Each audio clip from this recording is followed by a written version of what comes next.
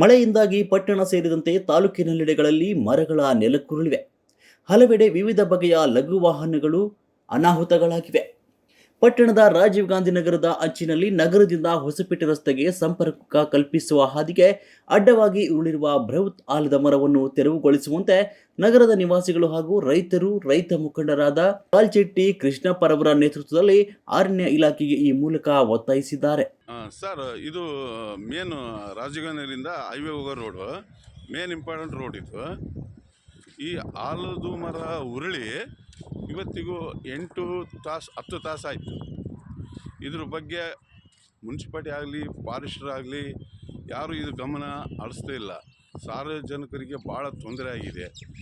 ಈ ಮರ ಬಿದ್ದು 8 ತಾಸು ಆದರೂ ಕೂಡ ಯಾವ ಆಫೀಸರ್ ಆಗಲಿ ಯಾರಾಗಲಿ ಯಾರು ಬಂದು ನೋಡೇ ಇಲ್ಲ. ಹಳೆಯ ಮರ ನೋಡಿ, ಇಲ್ಲಿ ರೈತರಿಗೆ ಎಷ್ಟು ಗಾಡಿ ತೊಂದರೆ ಆಗಿದೆ.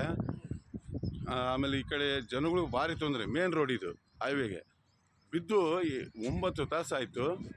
ಅಧಿಕಾರಿಗಳು ಯಾರು ಬಂದಿಲ್ಲ. ಇನ್ನು ಬಂದು ಫಾರೆಸ್ಟ್ ಅವರು ಸ್ವಲ್ಪ ಗಮನ ಹರಿಸಿ ಹೋಗಿದ್ದಾರೆ.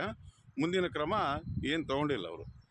ಇಲ್ಲಿ ಸಾರ್ವಜನಿಕರಿಗೆ ಭಾರಿ ತೊಂದರೆ ಆಗ್ತಾಯಿದೆ. ನೋಡಿ, ಈ ನಮ್ಮ ನಾಗೇಂದ್ರ ಅವರು ಇದ್ರ ಬಗ್ಗೆ ಸ್ವಲ್ಪ ಮಾತಾಡಬೇಕು. ಇದು ರಸ್ತೆ ಭಾಳ ತ್ರಾಸಾಗಿದೆ ಅಡ್ಡಾಡೋಕ್ಕೆ ಜನಕ್ಕೆಲ್ಲ. ಇದ್ರ ಬಗ್ಗೆ ಯಾರೂ ಮಾಹಿತಿಯನ್ನು ತಗೊಂಡಿಲ್ಲ. ಫಾರೆಸ್ಟ್ ಡಿಪಾರ್ಟ್ಮೆಂಟ್ ಅವರು ಬಂದೇ ಇಲ್ಲ ಇದುವರೆಗಾದರೂ. ಇದ್ರದ್ದು ಏನು ಕ್ರಮ ತಗೋಬೇಕಂತ ತಮ್ಮಲ್ಲಿ ಕೇಳ್ಕೊಳ್ತೇವೆ. ಮುಂದಿನ ದಿನಗಳಲ್ಲಿ ನೋಡ್ರಿ,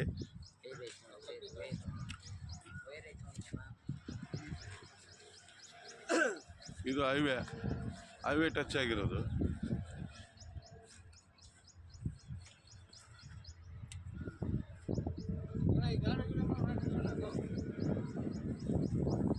ನೋಡ್ರಿ, ವಿದ್ಯುತ್ ತಂತಿ ಕೂಡ ವಿದ್ಯುತ್ ತಂತಿ.